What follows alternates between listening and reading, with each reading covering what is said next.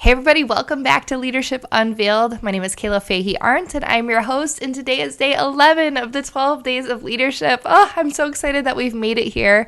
I have some special news to share with you at the end of the episode, so do stay tuned for that. But for today's topic, we're going to be talking about the RACI matrix, RACI. I'm going to teach you what the mnemonic stands for and how it can help you in your professional career. So before we get started, of course, if you're on YouTube, please subscribe if you haven't already. Smash the notification bell. Make sure it's turned on for all, not just personalized, so you get notified when a new video of mine drops. And make sure that you leave a comment and let me know what your favorite day of the 12 days of leadership has been so far. We've talked about time management. We've talked about delegating. We've talked about performance appraisals and reviews. We talked about mindset stuff. Today, we're going to be talking more of a tool or strategy. There's so many things we've covered. All right, and if you are on the podcast app and just listening wherever you're at, thank you so much for being here. If you're in the shower and you're in the car, you're cleaning your house, doing laundry, whatever it is, I appreciate you being here. Make sure you're subscribed if you're not already so that you know when a new episode comes your way. And please do leave me a rating or review. Let me know, tell me, what did you think of the 12 days of leadership? Have you gained anything from it? Do you have any suggestions for how this podcast could be better? That would be really helpful for me. All right, so let's get down to it. Let's talk about a RACI matrix. So the first time I heard of this mnemonic, I was like, I've really never heard of this. This is totally foreign for me. But after I learned what it was, I was like, my life is forever changed. So let me just preface it by this. Let's just put it this way. Have you ever worked with somebody where you have sort of an unwritten rule of basically okay, they take care of this, I take care of this. This is their job, this is my job, and there's, no really written rules for how to work together on that. And have you ever worked with somebody where you're I feel like I'm doing what they're supposed to be doing and I'm picking up the slack, what's going on here? But then you don't know what to say about it. You don't want to feel like you're complaining or tattletaling, but at the same time, you're I feel like I'm pulling my weight more than this person, right? Or maybe there's something where you're I feel like that's something I should be doing, but I'm not sure why it's assigned to this other person's role, right? So there's all these question marks and awkward situations we experience in the workplace, and we don't have any way of communicating it without sounding awkward or rude or, stepping on other people's toes. At least this is coming from somebody in Minnesota. So Minnesota nice is totally a thing here where it's just rather keep the status quo and not dig up any of these issues. So the cool thing about this RACI matrix or this framework is that you have a framework for how to talk about things like this. So RACI is for responsible, accountable, consulted, and informed. So responsible is who does the actual work to get something done. Accountable is who has oversight to ensure that something happens. So responsible is really the person doing the actual work. They have their hands in it. They might be physically doing the work. They might be doing the thinking, the planning. Accountable is who's basically if somebody doesn't get that job done, then they're going to be at fault, right? So you can kind of think about this not in a hierarchy, but sort of. So let's say I'm a manager. I might be accountable for making sure that the department is properly staffed, but I might not be responsible for doing every single interview, right? My supervisor might be interviewing and I'm coming in at the end and doing the hiring. So it just depends on how you run your department. Another example could be let's say that I, as the manager, sign off on certain paperwork, but maybe it's my lead or my frontline staff that's doing that work and saying, hey, I have a report for you to review. So I sign off and say, yep, this looks great, but I'm not actually doing any of the work to prepare that report or to make sure that report, the data is in that report. So I hope that makes sense. Consulted, the RACI part, that the end of that word, consulted is who is involved or consulted to make decisions and help get something done. Informed is who is kept in the loop or notified of decisions or progress. So consulted would be let's say I'm responsible for getting something done and I want to get some feedback from somebody. I might say, hey, FYI, this is what we're thinking about doing. What do you think about this? Would that align with the work that you're doing? Does this make sense?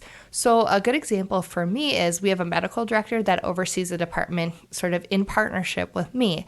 And so if I want to make a change, but I want to make sure my clinical partner, my medical director, is on board with it, I'll consult them and say, hey, here's what I'm thinking. Like, what do you think from your perspective? Is this something that you think we could do? So it's not necessarily that they're doing work, it's that they're being brought in for key decision making. Informed is just somebody who's notified or kept in the loop. So for example, this could be like, let's say the manager, like maybe the frontline staff's like, hey, our equipment broke, and then they escalated it to another leader. The leader's like, okay, I'll talk to the service folks. I'll come out and fix it. To me, they might say, hey boss, our equipment broke. I escalated it. Service came out and it got repaired and we didn't have any delays. And I'm like, great, that's amazing. So it's more of an FYI so that I don't hear about it sideways from somebody else, that I'm aware and in the loop and know what's going on, right? So I love this framework because you can then take all the different tasks and duties that you might have in your role or in your department or with the people that work on your team and put them in a spreadsheet or however you want to organize it. I actually have a template for this that I love to use. I take all the tasks and I write them in one column all the way down until I run out of tasks. And then across the top, you can list the different roles in your department, like manager, supervisor, leader, specialist, whatever you call them. And then you would take one task, you'd say, okay, reviewing, let's say quality control paperwork, let's say. So you'd go across to all of the different roles and say, are they responsible? Are they accountable? Are they consulted? Or are they informed? So helpful. So for me as a manager, I just need to be informed that got done and make sure that it happens, right? But maybe the accountable person is really the technical specialist, and maybe they're also responsible for reviewing the form.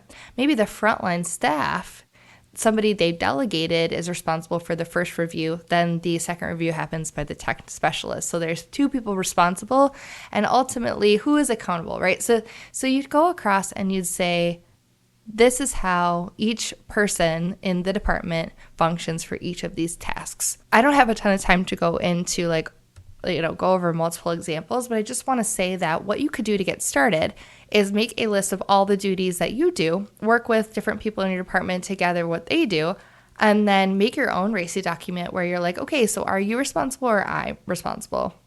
And you're going to have some really cool conversations like, oh, I thought you were doing this. Oh, I thought I was doing that. Oh, we're both doing that. And you can identify where there's room for improvement, for clarity. There's room for maybe there's overlap and redundancy of work. You can eliminate that. Maybe you find like, oh, I'm doing this, but it doesn't really make sense for my role to do it. Maybe it'd be better if your role did it and I could take something else off of your plate. So it helps with proper role alignment as well. And then the last thing it does is helps for flexibility.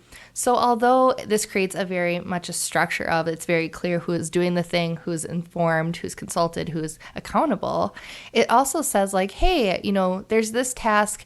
I know I'm responsible and accountable, but I don't enjoy doing it as much as this other person. And this other person said they would like to try it out and take that on because they have capacity. And I'd be like, yeah, I think that's okay because we all want to grow and learn. And sometimes we just want to work on things that we enjoy doing. And there's no problem sharing those tasks with other people. So I love this framework because it makes it really clear what your expectations are.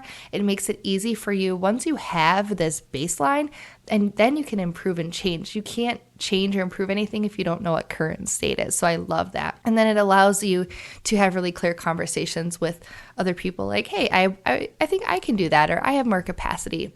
It's also a wonderful tool if you're finding you're like, oh, I have so much to do. I'm not sure what's to prioritize, or I don't know if this is sustainable. Go back to that RACI document and say, okay, yeah, you do have a lot of things. How might we divide it in a different way amongst our team to accomplish this? And that's how you could see like, maybe I am over capacity. Maybe we should request another person to join our team, or maybe somebody else has less to do and they could take on that work. So it's really cool because it gives you so much data. You can change it over time. It's a living, breathing document that helps you be successful. And that way too, like if you're working to someone next to somebody it says they're supposed to be doing this thing and they're not, you can clearly say like, oh, the RACI says you're accountable for this or responsible for this. I haven't seen this being done. Can you tell me more about why? Are there any barriers for you? Is there any confusion? Should we be changing the RACI?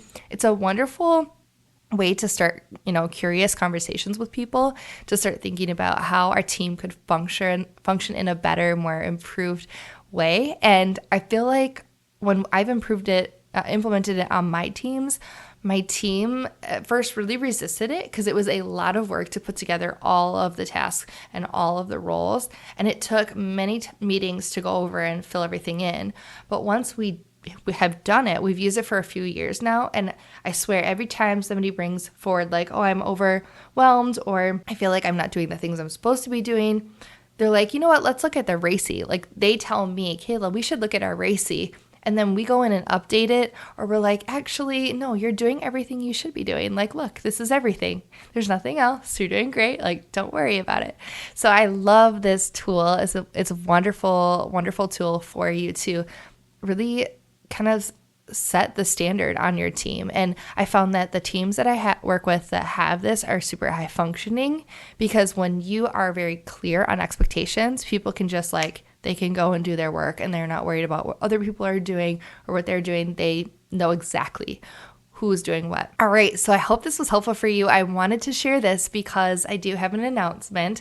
I sort of alluded to it at the beginning of this 12 days, but I have a course that I will be launching on the 12th day of the 12 Days of Leadership.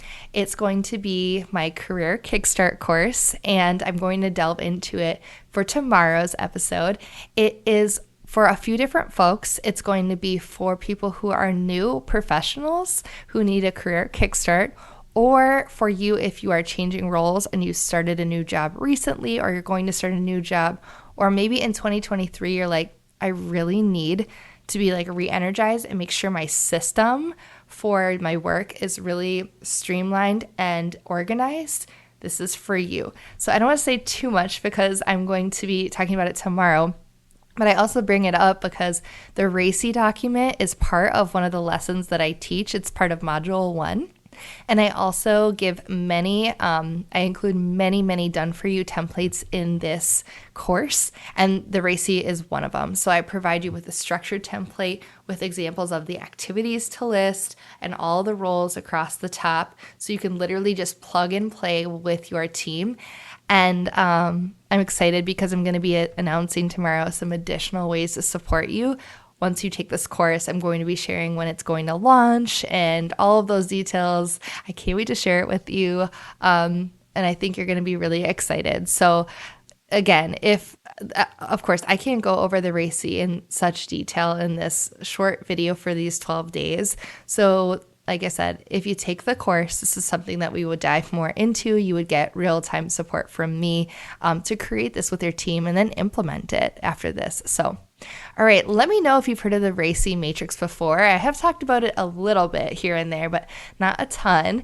And let me know if this was helpful for you in the comments. Make sure you're subscribed if you're not already. And I'll catch you here for tomorrow for the last day of the 12 Days of Leadership for a really, really exciting announcement. All right, everybody, take care, and I'll see you tomorrow. Bye.